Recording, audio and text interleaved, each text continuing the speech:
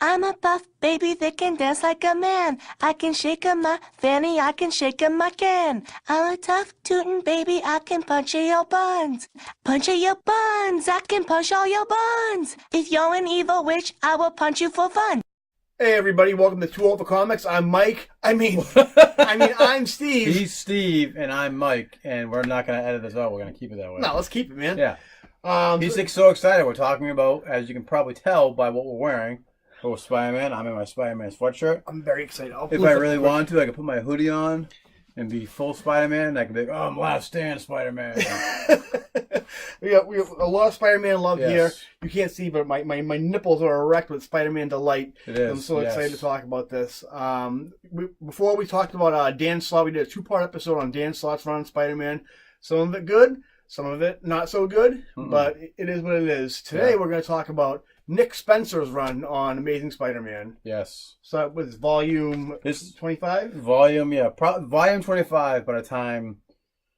Jesus Christ. All the times that they've relaunched these books, it's always a new number one. It is. But they're on the first issue here, it's Legacy number 802 on the top, which I do like how they're doing that. It is. That's kind of like, Don't Worry fans, we haven't forgotten about you. So this is part of Marvel's Fresh Start initiative. Basically, Marvel kind of said, hey, we realize we come off the tracks a little bit. We're gonna bring it back a little bit and do a little fresh start. Yes. So this right here comes issue 801. You said 802. 802.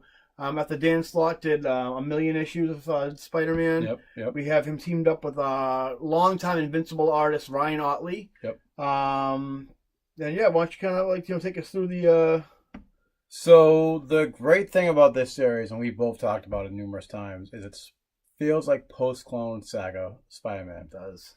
For those of you guys who don't know, a great era in Spider-Man. Yes. This was also kind of a fresh. That was also a fresh start for Spider-Man. Also after the Clone Saga. Unfortunately, Ben Reilly died. I know we're all still heartbroken over that, even though he's back. That's another story for another day. Yeah. But basically, it's back to basics for Peter. He's living with Randy Robinson again, just like back in the early 2000s. He's back with Mary Jane again. Yep.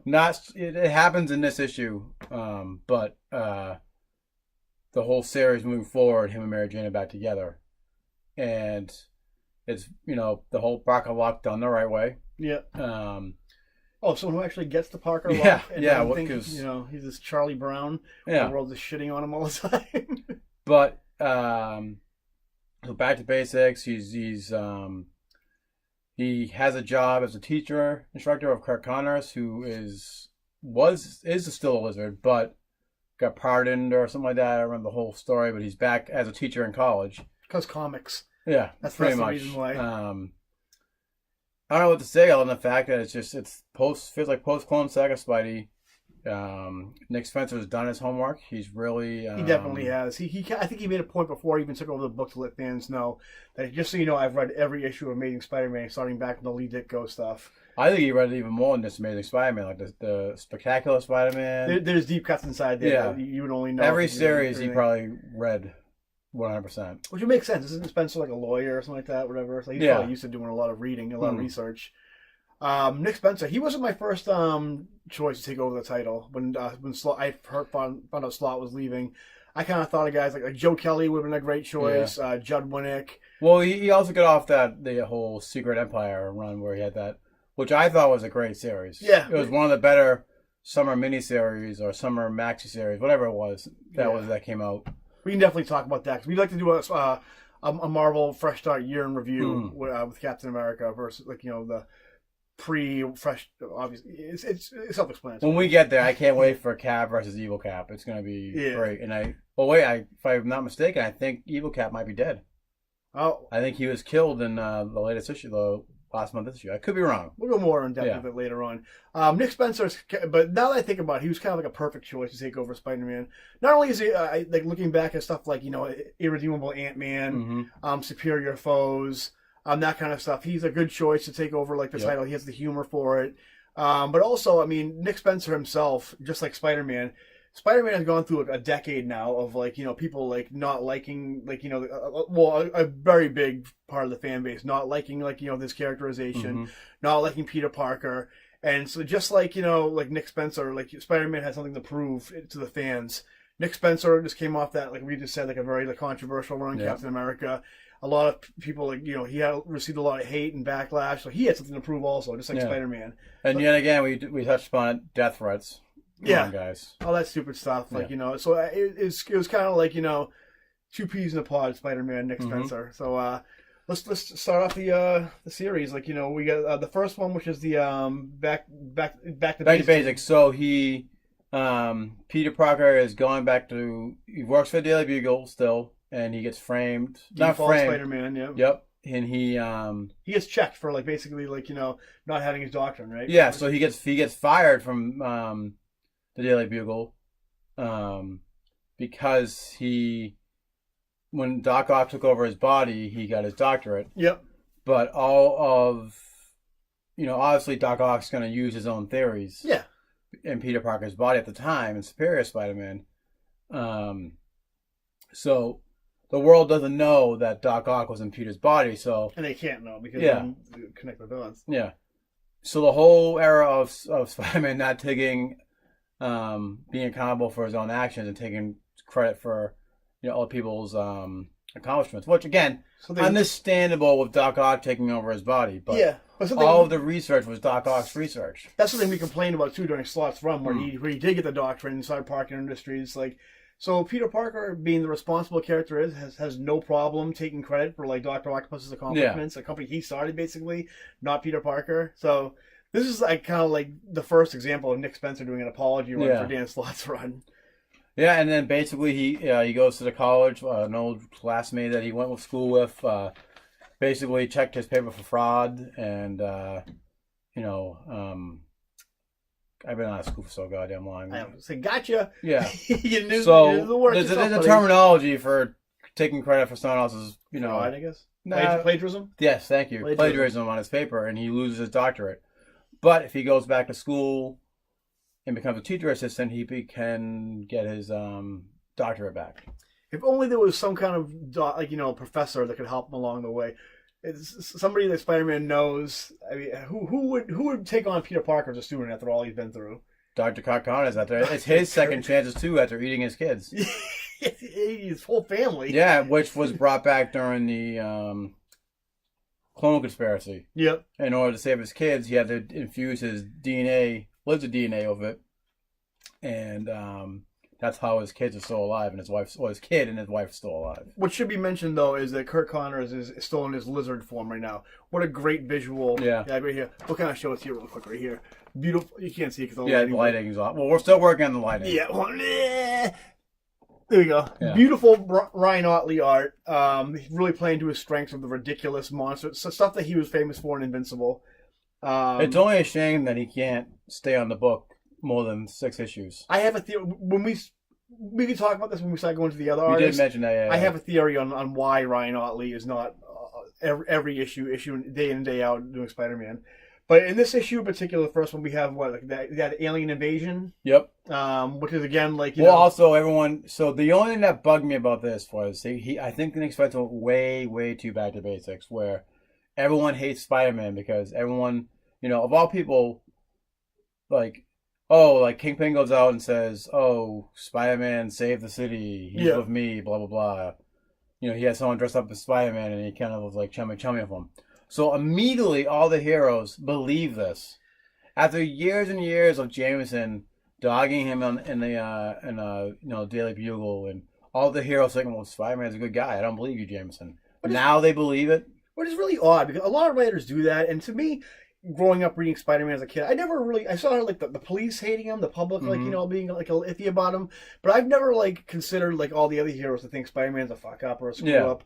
I think they think he's maybe like a kid who's maybe a little rambunctious, a little inexperienced. I mean, they did. I can respect the fact that they thought he was annoying. They always thought that, which is fine. But they always said his heart was in a good spot. But except freaking Hawkeye, he always hated Spider-Man, but he's a dick anyway.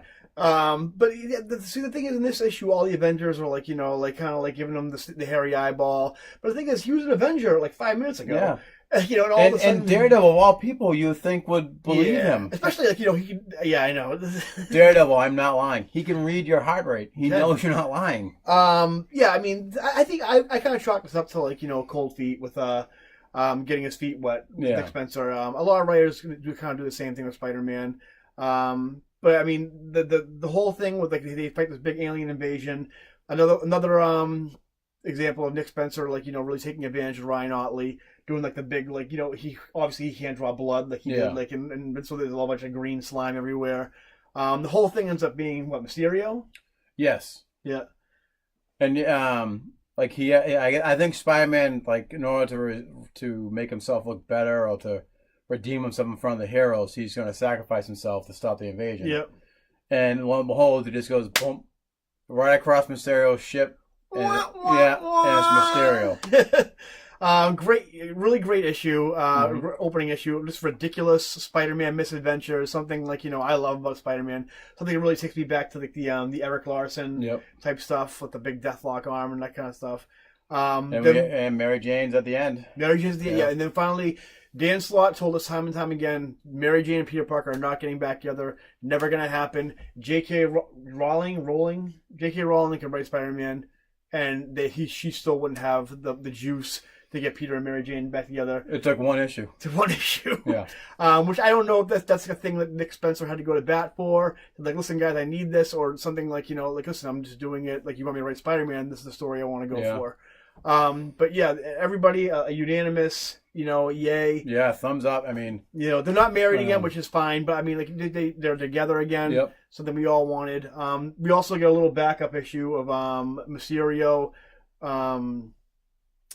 What do you call it? Representing himself in court against the whole thing. Pretty funny, the whole thing. And we also get introduced to a brand new mystery villain. Another thing that's like, you know, in Spider-Man lore. Yeah, so we haven't been able to pinpoint it yet. We've had some theories of who this character might be. He shoots out like freaking centipede, lizard, whatever the fuck he they're looks called. kind of like a cross between Blackheart and like Maggot from X-Men. I don't know if you guys remember Maggot. This is ridiculous like X-Men character that Joe Madrier and Scott Lobdell created. Calm down now. You're getting hard again. I'm getting really... Joe Mad, don't get me started. But, so yeah, that's the first issue in a nutshell. You know, Spider-Man, like, we're having fun again. That's Nick Spencer's message. Like, you know, if anything else, we're going to have fun.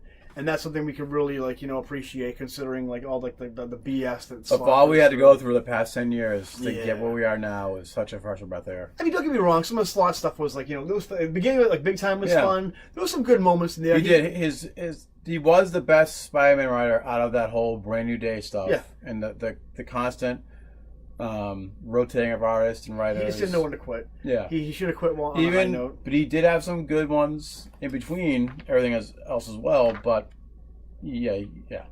So we're gonna go to the second story arc, which was the like, I don't know, well, not Freaky Friday. I'm trying to think, like Freaky Friday or he gets Peter Parker gets we do some neogenic nightmare type. The stuff. same thing that gave Peter Parker his spider powers during that fateful year, 37, who knows how many years ago it was.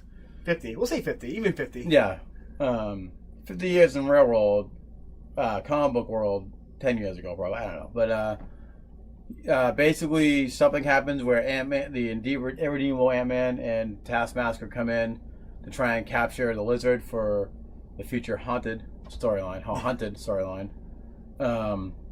But Spider-Man gets in the middle and split in half. So we get the Peter Parker side and the Spider-Man side, and let the hijinks ensue. Well, this was kind of a big tease. I know it might be hard to see, but this kind of reminded me of a Clone Saga storyline. I know exactly. With Ben Reilly and Spider-Man, so that was like... But it's a great... Another, like, you know, we're not going to get too much into it because, like, you know, there's really not much to it. Like, you can kind of, like... You get the premise and you kind of, like, you know... And Tri-Sentinel's your favorite. Right here, we're looking at issue 4 right here. As soon as I saw on the last page, Tri-Sentinel... Holy guacamole! I think I had text Mike and I'm like, did you read Amazing Spider-Man? I think I was still on second shift when you texted me that. I could be wrong, and I got to the store and I screamed like a little girl and like Tri-Sentinels. Tri-Sentinel, Yeah. what a dumb villain, like from like the 90s, the Eric Larson, I think Cosmic Spider-Man Yep, issues. that was when we first saw it, yeah. Also, Mark Bagley's first story arc in Amazing Spider-Man. Yes, I love Mark Bagley. He's for me. I mean, give me a good visual throwback to something I knew from when I was a kid, and like I'm on board.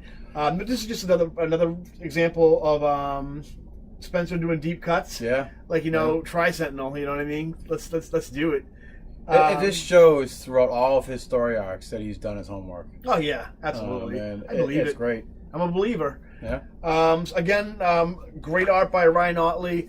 A lot of great comedic beats in this. Right up to the end, right to the part where they merge back together. Yep. Where Peter Parker tries to give Spider-Man the benefit of the doubt, because Spider-Man without Peter Parker becomes this cocky like showboat who doesn't even remember like Uncle Ben, and so Peter tries to give him the chance to prove himself, to kind of be a hero, and he's still like a numbskull, and it's great right to the last minute. It's a great storyline, dumb fun. I love it. Yeah. Great issue. Great issue. Next one. What do we got? So now we go into Spencer and Ramos. Yeah. And Mike has some conflicted thoughts about Ramos. So, before I say anything, I think Ramos is a phenomenal Spider-Man artist. I think he's a great artist in general. Me too. I love him. I'm not gonna take my shirt. I actually have a tattoo of one of Ramos and Spider-Man's on my back. But I'm Prove it. it. No, But I loved him when he first started on the Spectacular Spider-Man in the early 2000s. Yeah. That Goblin storyline was phenomenal. That's the picture I have when he's hanging from the cathedral thing. That's the picture I have. Great. But now, because we've had 10 plus years of Dan Slott Spider-Man, Ramos has the Dan Slott Brand New Day stink on him. He does, yep. And it's such a shame too, because he's a great and I'm not artist. criticizing him as an artist, but unfortunately, when I first picked this up, we look terrible how well it is. We're gonna get better at this, and we know our history. Yeah. Anyways, we know our history too. Wise guy person who said that. But yeah, it just unfortunately when I see this, I just think, all right, this is just another Dan Slott issue. It even felt like a Dan Slott issue because of the artwork. Well, I know. I just I'll disagree with you. Well, because of the artwork, I'll agree with you there. The writing goes, Dan Slott is not capable of being as funny as this issue is. That I will give you that. Yeah. This issue right now, we Spider-Man. Well, one thing we forgot to mention about this new status quo in Spider-Man is that he's a roommate with Randy Robinson, but also Boomerang. Yes. One of Spencer's favorites from Superior Foes. And this is something that can only happen to Peter Parker Spider-Man. Yeah. So being cloned, being an evil mastermind taking over his body, and living with a, I wouldn't say a supervillain, but a villain. Bad guy. Bad guy. For sure. Yeah. More marvelous misadventures from Spider-Man. In this one, he of course Spider-Man knows that Boomerang is his roommate, so of course he's like tailing him, trying to figure out what he's up to. Follows him to the supervillain bar. The Bar of No Name. The Bar of No Names, yeah. And so basically, what they all do is all these like B-list, C-list characters, like villains of the It was Spider-Man great, and I universe. feel like most of these might have been in. I know at least all of them, the Superior Foes, were in that issue. We get a little meta, and they do a Spider-Man trivia night, and of course Peter Parker's there. I forget what they call him, like some kind of like mind. I don't know what it is. They give him some kind of stupid superhero name, but he's the only person in there without a costume on. Yeah, and so he just cleans up with like Spider-Man trivia for obvious reasons. Great issue. It's hilarious. You get a little bit of uncharacteristic Kingpin, because Kingpin's like he's kind of a recurring character in this also. But I mean, that story arc needs to end soon though. I love. I mean, I wish you could see this again. This is such a shame. Ramos is such a great Spider-Man artist, but again, I agree with you 100% on that. And the thing is, and he also does the next story arc also. Mike was asking before, how come Ryan Otley isn't like the main artist? Like he's credited as the main Spider-Man artist. The theory I have, and I've heard this from other people too, is that Marvel. There's no reason why Ryan Otley can't draw a monthly Spider-Man, because he drew 150 plus Invincible issues, which he drew. Well, it is bi-weekly, so I thought that might have been it. It might have been it, but the thing is, if he can draw in ink that many issues and do his commissions on top of that, there's no reason why he couldn't do it. Well, if the commissions are coming into play, knock that shit off, all right? Yeah. But the thing is, I think, and I've heard this before, Marvel in the 90s, Todd McFarlane, Jim Lee, all their superstar artists. Marvel pretends like artists don't matter. They've even said it in like press announcements saying that art doesn't sell books. BS. Yeah. Because when the Image guys took off and told you guys to go screw, they crippled Marvel, and they've been limping on ever since. So Marvel is so scared to death of that happening again that they refuse to create the superstar artist again. Which Ryan Otley is a superstar artist. Ed McGuinness is a superstar artist. The thing is, but they won't let them stay on a book long enough with the creative team to like. Well, you sure about Ed McGuinness? He does like 4 issues and he's gone. He could. The thing is, he could though. Yeah. He I agree. He could. He did like 3 years of Superman monthly, no problem. He only had like 2 fill-ins like that, and he's the same way. I see him on Instagram all the time. He's fully capable of doing a monthly book. A lot of these guys are. I mean, like, you know, of course, like I'm not gonna like say like Joe Mack because that's just. I mean, he does 3 issue max. Then yeah. To say that a superstar artist doesn't sell books is crap because every time Jim Lee draws a page of anything, it's the highest selling book that month. Yeah. So that's ridiculous. So I think that's the reason why Ryan. If anything, that can save a shitty story. So I think that's the reason why Ryan Otley isn't drawing every issue is because Marvel's so sick of him. They're so afraid of him and Spencer becoming like a Claremont and Byrne type thing or a Claremont and Lee that they don't want like them to have any kind of like pull over like what happens in the books. They want to be able to tell them what to do. That's my theory. I'm pretty sure because Otley's a great talent. He's a superstar, and I mean, I think Marvel is kind of like doing what they do with a lot of their guys, like even all the Copio, Steve McNiven. They like get these great artists who can do monthlies, but then save them for special projects. Yeah, they save them for the miniseries that we get way too much to begin with. So that's kind of a little tangent thing. We do that a lot. We do that a lot, obviously. So the next issue is the Thieves Guild, another deep dive from Spencer where he pulls from like I think like late '80s, late '80s X-Men. Gambit was part of that, right? Gambit and Belladonna. Yeah. But we kind of integrate Black Cat into it, which makes sense because she's a cat burglar. Yeah. This is also back to basics of not Peter Parker, because she doesn't remember who he is for what all happened in Burn the Day. But Dan Slott played Black Cat through the ringer. Yeah, the Dan Slott, Black Cat, I Hate Peter Parker, well, Spider-Man, I'm sorry. Yeah. Relationship is no more. Which I don't know, could you really blame that on Dan Slott? Because Dan Slott did that. I don't remember her being any kind of like Kingpin crap inside of Spider-Man. I remember. No, I think that started in the Miles Morales Spider-Man book, if I'm not mistaken. I guess you'd have to say, that Slott basically was in charge of the Spider-Man books, like, he kind of had the most influence. So maybe, I guess, in the way Batman doesn't kill people, Dan Slott had nothing to do with Black Cat becoming, like, an irredeemable piece of crap. Because when you think about it, Dan Slott may have set the stage for that, but it wasn't his intention, because during the Superior Spider-Man run, and this is where this all comes from, the Black Cat hating Spider-Man, is that Superior Spider-Man Doc Ock didn't care about the past relationship of Peter Parker and Spider-Man. I mean, Peter Parker and Black Cat, or Spider-Man and Black Cat. He just saw her as a villain. Yeah. Cold cocks her in the face, weds her up for the police together, and then she's like, "I'll never forget this. I'll get you back." It's so weird. Somebody who knows so much about the character, it's so weird that he has such like a. I guess it'll have to do with perspective, how you interpret characters when you read them. Maybe I don't know. But I think Dan Slott does a lot of characters, especially female characters, Slott didn't really understand, besides Peter Parker. Yeah, he'd be like that right sometimes. So anyway, we have the Thieves Guild storyline, written by Spencer, drawn by Ramos. Basically, the Thieves Guild starts stealing everything from everybody. Spider-Man, Avengers, X-Men, I don't know how they steal Mjolnir from Thor. He does, and what they're doing is also Spider-Man's trying, at the end of the story arc, Spider-Man's trying to find all this stuff, so yet again he can redeem himself in front of all the heroes.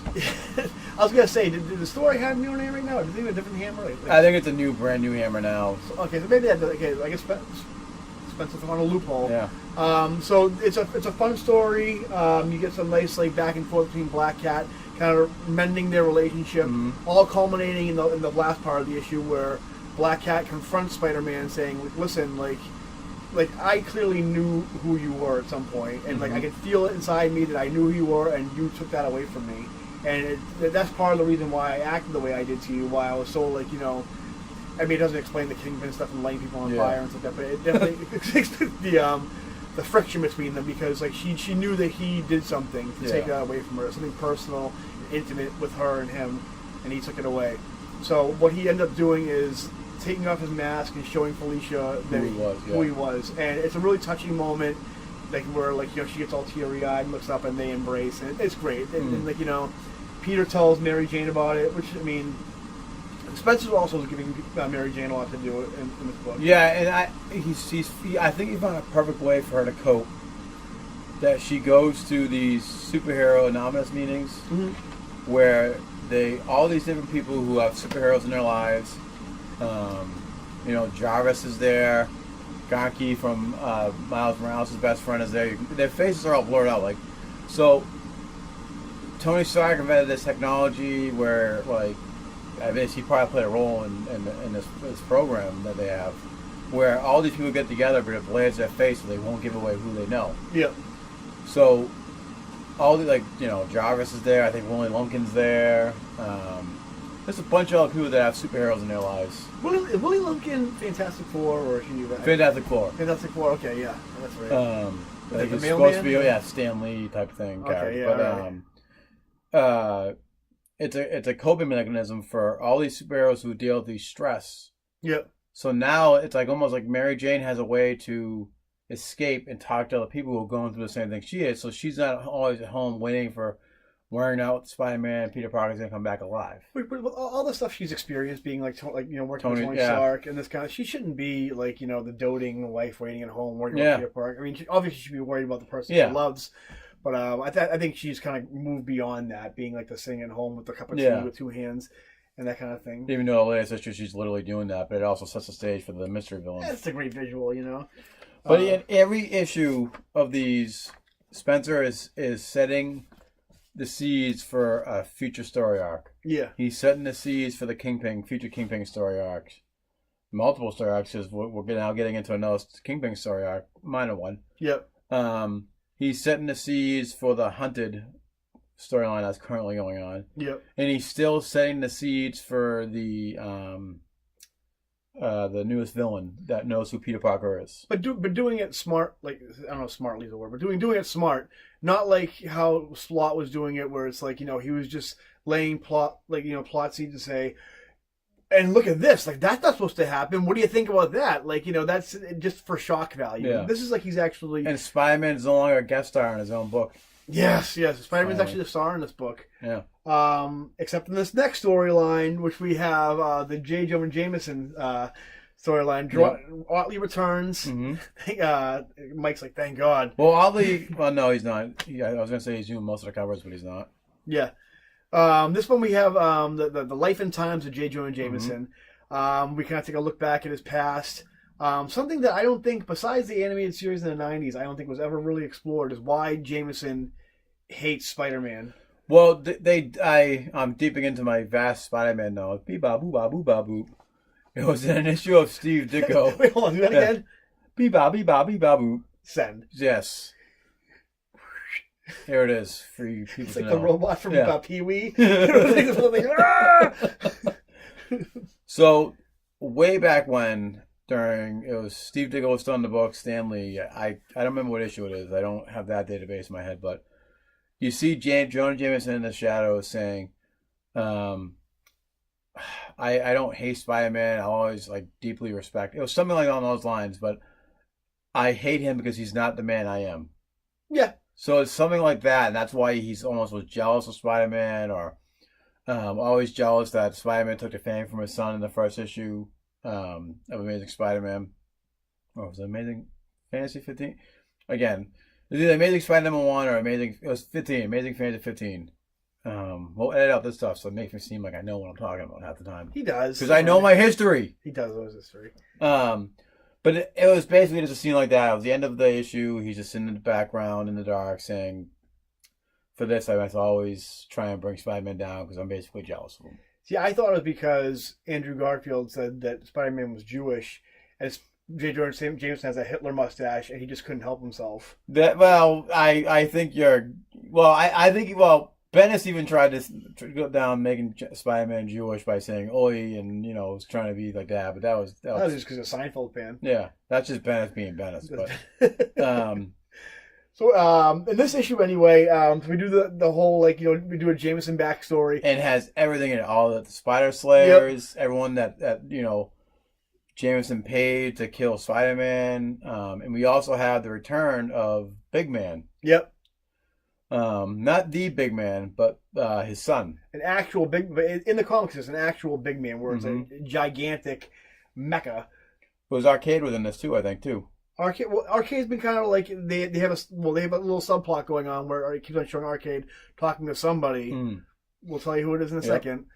So just tell me how the storyline. I'm having a brain fart.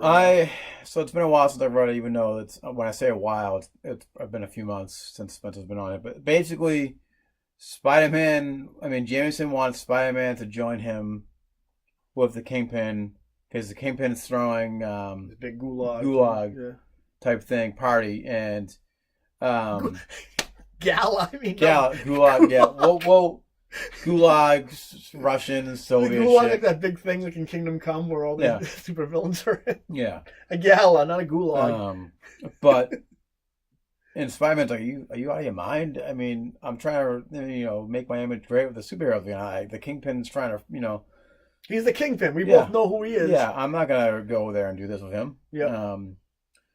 He's like, and then James like, oh, I know who you told me who you are. I've been holding that secret in. Now you owe me. Blah blah blah. Big secret. I don't know if we touched upon this in the other ones. I don't remember. Jameson knows who Peter Parker is now. Oh yeah. By the way, Jameson Spectacular. Yeah. So Spider-Man. It's like a 2-year-old book, so Yeah. So basically, I don't know what to say other than that it was just Nick Spencer doing his homework again with Arcade being it, big what the fuck is his name? Big Man's son being in it, and even Big Man's. He's trying to kill Jameson, and Parker Luck, Spider-Man's he's the third there. Big Man. Wasn't there a second? There was like a girl. I believe so. I think so. Yeah. He mentions her too, and even that's like such a forgettable, I didn't even remember that until I read the issues. So I mean, good on you. And I think that was a Spectacular Spider-Man run, original one. I think. Yeah. I heard a beep. I probably should have shut my phone off. The comic crew were probably messaging us and whatnot. So after that was basically the big last complete storyline. Right now we're in a new one. Well, it's leading into Hunted. Yep. With Craven the Hunter. That's who Arcade was talking to. Yep. There's payoff, what we mentioned before. So basically, we can't obviously talk about the ending to it because it's not done. The gist of it is, Craven is taking all of the animal-themed Spider-Man villains and trapping them in Central Park, right? Thank you. I couldn't think of the name. And he's having all these rich donors doing these Craven robots and are attacking Spider-Man and all the Spider-Man villains. It's essentially the John Leguizamo movie, The Pest. And Spider-Man's back in black, back in his black suit. The most emo of Spider-Man costumes. So far, I'm really liking it. Craven. They had a little one shot where Craven, I guess he cloned himself and had. Well, yeah, he cloned. I don't think he cloned himself, but I think maybe he cloned himself and then they made him his son. It's kind of like But he had like 20 sons. Jango Fett type thing going on. Yeah, it's like 20, 30 clone sons, and then he sent them all off to prove themselves to become men, and only one of them came back, and I guess he just like killed all the kids. And yeah, it's pretty zany. It's pretty fun. Again, I'm gonna have to wait till it's done to compare and contrast between that and The Pest and see which one's better. I don't know, but The Pest, that's a high bar. So that's where we're at right now. Spencer's run. What do you think about it so far? I gotta say A+. A+ for the whole thing. Aside from again my previous comments about the artists that are on, mainly just Ramos for the most part, that were on the Burn New Day Dan Slott run, I have nothing bad to say about this. Me neither. Post Clone Saga greatness, it feels like. Try Sentinels. Yeah. He's done his homework. He respects the character. He's setting the stage in almost every story arc for future story arcs, and I think that's great. for me, it's a pleasant surprise because I had no expectations as far as Spencer goes. I remembered a little bit Superior Foes. Ant-Man was okay. I mean, well, it was a good book, but for me, I'm not a big Ant-Man fan. And the ironic twist is now Ant-Man, the irredeemable Ant-Man, is now portrayed by Taskmaster and is in the very current issue. Yeah, is in the Central Park with everyone else. I thought that was kind of funny. But I like Spencer so far. I think he's knocked it out of the park. I think Ryan Otley is great when he's on the book. I wish he was on it more. I don't mind Humor Ramos on it. I just wish they found an artist that was similar to like the old days of finding an artist that was like Steve Ditko when Romita jumped on. Yeah, like I said, I think Ryan Otley should be on every issue because I think he's capable of it. But I mean, it is what it is. I don't think the guy's going to go anywhere. He was invincible for 20 years, or however long he was there, and we'll see. I mean, we'll see. Depends what Marvel plans on doing with them. The only hiccup I think is there's 2 issues that Chris Bocciolo draws. It's one where no, that's really digging. I think he did the Lizard storyline.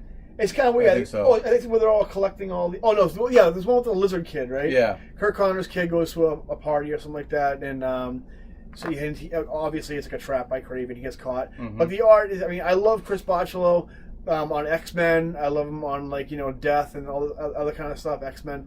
But he just does not fit Spider-Man at all. His face is not really anymore. like Muppety. Yeah. And I think even when he was doing it on Brand New Day issues, it's hard to follow. Yeah. He's a great pinup artist, and I like him as an artist, but he just not on Spider-Man. Was he on Spider-Man before? I feel like he was on Spider-Man before the Brand New Day, and he wasn't that terrible. He did a couple Brand New Day issues. That I know. With Hammerhead. Other than that, I don't think he was. I think he did a lot of X-Men stuff. Maybe some Spider-Man promo art. That's about it. Yeah. I know he did a little Venom during Dark Reign, did a Venom storyline, which again, I don't know. He's very stylized. Yeah. But that's my only complaint, really. Other than that, I'm loving the direction it goes. I can't wait to find out who this Centipede guy is. Yeah, maybe there's just so many. I have so many ideas. I'm thinking it's Jason McIndale, only because it just. I don't know. I have no rational reason why. It's just a gut feeling that I think it's Jason. He's going to do the friggin' ringer and back that character. Yeah, exactly, Demo Goblin for a while, I think, wasn't he? And then like a Terminator, Hobgoblin, just I don't know, Jack Lantern. Yeah. Yeah. The vast knowledge in here, we know. From Spider-Man, except substitutes. Yeah. Except the substitutes. Anything else? Do you know about this character? No. No, maybe Turtles. Yeah, Ninja Turtles. Yeah, Turtles. Yeah. So yeah, that's. I mean, for me, A+. Mike, A+. A+ all the way. Looking forward to more.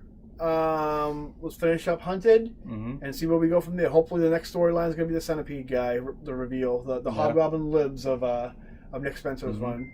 Because so far he's shaping up to be a Roger Stern type writer as far as Spider-Man goes, as far as I'm concerned. Which Hopefully is he's on there for the time being. Yep. Good few years. So that's going to do it for this episode. Remember to like and subscribe for more content. And throw if there's a character you guys want us to talk about, a run you want us to talk about, we can definitely do that. Yeah, let us know in the comments below. I can't, Even if I'm not completely knowledgeable about it, we will do our homework. I'll figure it out. I'll figure it out within a night. Like if you want to talk about fucking elongated man, I'll trust me. I'll be an expert on elongated man by the next day. Quick update on the video game stuff. We're getting there. I recently haven't got it yet, but the DVD recorder that should help us get going with that. Working on the lights here too, so we're getting there. We want to give baby steps. Yeah, baby steps. You get video now. What do you want? Jesus Christ. Well, we're getting there. We're doing this all for you. Tell your friends, like and subscribe.